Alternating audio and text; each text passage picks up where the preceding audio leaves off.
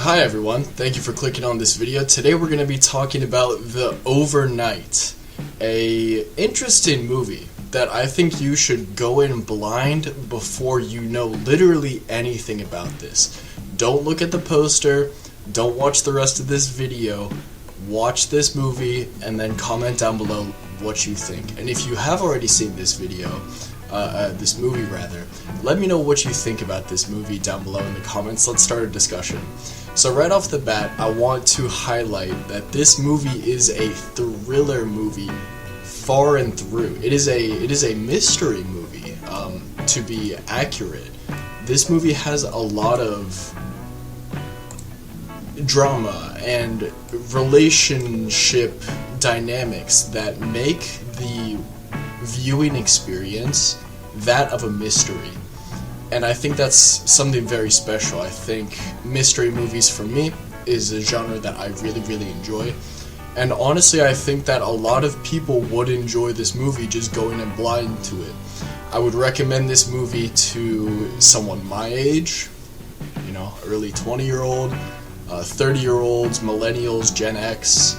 But when we move into boomers and any older than that age demographic, then I'm pretty sure they might not love this movie. And that is because the twist is, spoiler alert, right?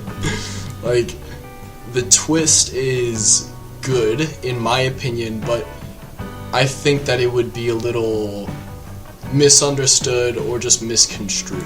So basically, let's just get right into the movie. Full steam ahead. So this movie features Adam Scott. Shout out to Adam Scott. 2015 is when this movie was released. Taylor Schilling and Jason Schwartzman. The acting by these actors is on point. It is phenomenal. It's so believable. And one thing that I'll say is that this movie is unpredictable. But I think that once the drugs and alcohol consumption started getting under use, then the movie just really took this believable turn to it. Because I feel like the movie is called The Overnight. It reminds you of The Hangover. Or at least it does for me, right? When I hear that title, that's the marketing image that this movie gives me. The Hangover, obviously comedy. This is also kind of a comedy. There are kind of funny parts, but I was laughing out loud maybe a handful of times, especially towards the end. But essentially, in these comedy movies and in movies in general, I sometimes have a problem with drugs and alcohol consumption. Not because I'm okay with people seeing it on a movie or whatever. It's just a movie. It's fiction. It's completely fake. But it's the portrayal of someone being under the influence that I kind of have a problem with, where it's just unbelievable. It's a little, I don't like using this word, but it's a little cringy, where it's that's not how you would act. That's not how anyone acts. To me, it's very obvious that it's someone acting or pretending to be under the influence, as opposed to actually being under the influence. I think about Snoop Dogg's movie The Bone, or Bones? What's that movie called? But yeah, Snoop Dogg has that horror movie. It's super, super good. I'm a huge fan of it, and he has a couple of other not so good movies. But in that movie, I remember hearing that he was stoned for most of it, and obviously, it's Snoop Dogg. He's gonna be high for most of his life. But in that movie, it was just natural. It was good. His character in that just felt like it was just a part of the character. It was nice, and it was a natural exaggeration of the character. And I feel like this movie did a natural, good progression of, the later on the night goes, the more alcohol and drugs, the decision making is just gonna be poor. Really, because there are definitely a lot of decisions during this movie that are questionable, and I think that someone who is against this movie has a 6.1 on IMDb. I personally think it deserves higher. I'm not gonna put a number on it because honestly, I don't know. I've had this recent idea that putting one single number, even how specific that number could be, like 6.1, is a very, very specific number.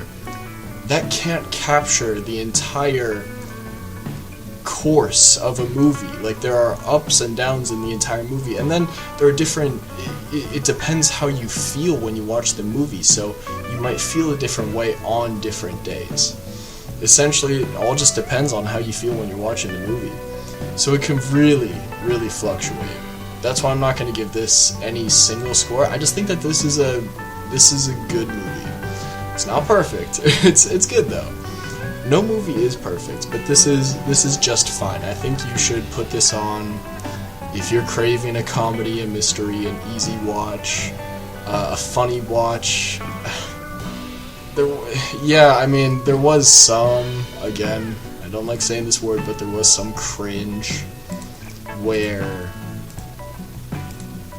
someone who's a little older than me, like, basically, I wouldn't show this movie to my grandma, as I said in the beginning, because, like, okay, we'll just, because when Adam Scott is dancing with his penis out, that's just, it's not funny. Like, it's so stupid. To me, it knows that it's bad. Adam Scott knows that it's bad. Like, or at least, like, that's the impression that I get from it. It's this, yeah, like, it takes it seriously, and the dilemma that the families both have are both taken very seriously, but also I think this movie just knows what it is, and it plays to its strengths very, very well. Like, this is a solid freaking movie. Again, it's not completely perfect. It's not. So what are some of the other cons that I have with it? For me personally,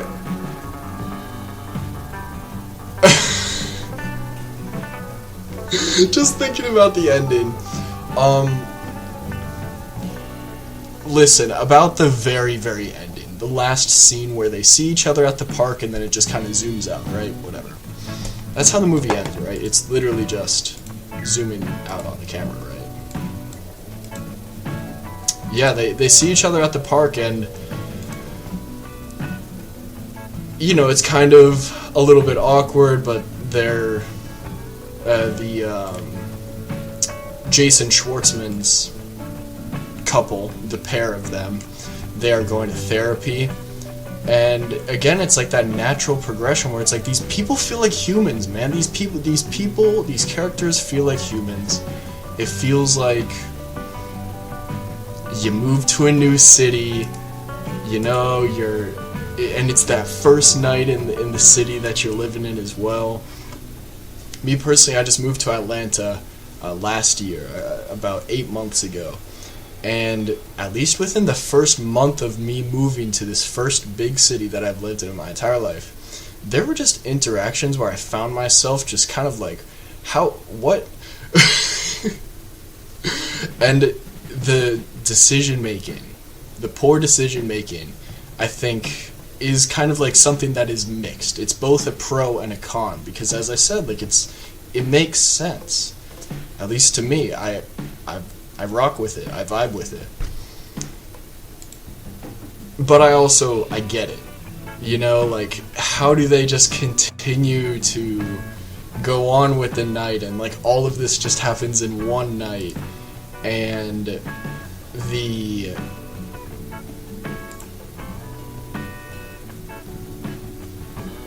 over the top nature of Jason Schwartzman's wife. What was the actress's name? Judith Godrek? Kind of the more Scandinavian looking woman.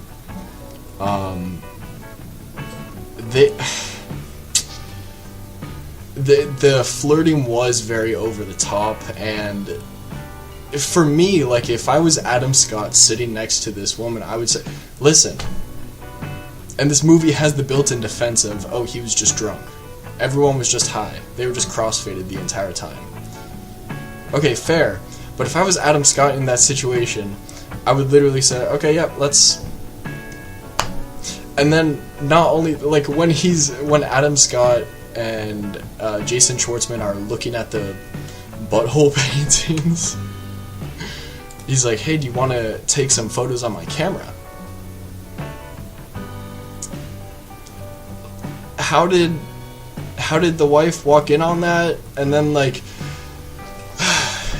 the ultimate plot twist I think I'll finally talk about is that Jason Schwartzman, the other husband, is gay and he likes Adam Scott. He has a big old crush on Adam Scott.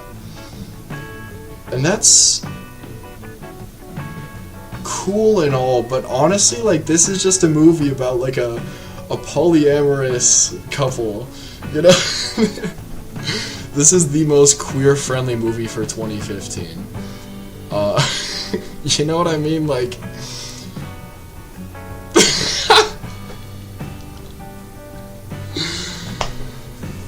I loved the ultimate plot twist where Adam Scott literally just walks into the other couple and says, do you want to have sex with my wife? And just, like, that is the ultimate line that you want to hear from a movie like this. And that might sound cheesy to say, and yeah, it is. I'm with you. It's completely cheesy. It's completely theatrical and over the top, but it's good. It's good for that reason. It knows what it is. It does it so well. It plays to its strengths. It is just so memorable. I've watched it a few days ago at this point, and for the last couple days I've still thought about this movie, which is rare for me, and I think that's rare for a lot of people. So by all means, if this interests you, still go check out this movie. Even though I spoiled all of it, I think there's still a lot of enjoyment to get out of the growing tensions between the two families throughout the course of the night. This is just one freaking night. So I think the last thing that I'll say is that I love movies where there's a problem to be solved, and then whether or not the problem is solved, we get to see the characters working through the problem and problem solving and saying, okay, let's try this. This didn't work. Okay, let's try this other thing. This didn't work. Okay, let's try this other, right? So, like, The Cube, for instance, or just so many, like, so many survival movies. It's like a Star Trek The Next Generation episode where they go to a planet. The planet has a problem. And by the end of the episode, the problem is solved, and you just get those warm feelings. Even despite the ending, despite when everyone was having sex with each other at the end, and the kids walked in, I did kind of wish that it just cut to the credits right there. That would have been pretty legendary. Despite that, like, awkward, kind of just comedic beat, this is a warm, fuzzy movie for me. Like, I would love to show this to a loved one. Not a parent, though. Definitely, like, a brother or sister. Not in a weird way, though, because this movie does have, like, well, I mean, does it, bro? It's just, like, this is a very sex-positive movie. Actually, it's not. For a majority of the movie, it's very against that. And then after it becomes sex-positive, and then at the end, it's like, oh yeah, we could all just, like, get along. This is a great movie. Definitely go check it out.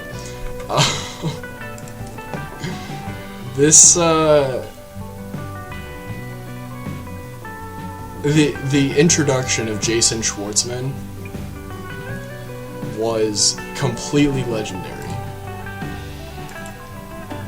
When he had his fedora on, and his outfit was so good.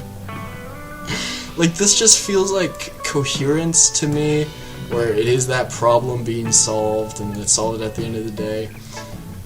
This is exactly just like that. Yeah, Coherence was very similar to this, or even like Triangle. This feels like an early 2000s movie. I love that kind of thing. If you're interested in that kind of thing, definitely go check it out by all means. I think it's really, really good.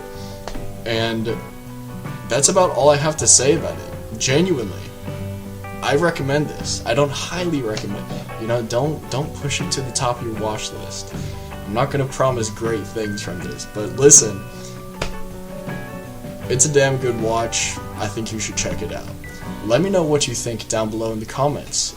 Is this actually going to be worth your time? Do you have any questions? Do you have any concerns about this? I am definitely not the messenger, and I do not speak on behalf of this movie, but I'm a fan of this movie, so I will defend this movie for sure. Thank you guys for watching. I'll see you next time. Bye-bye.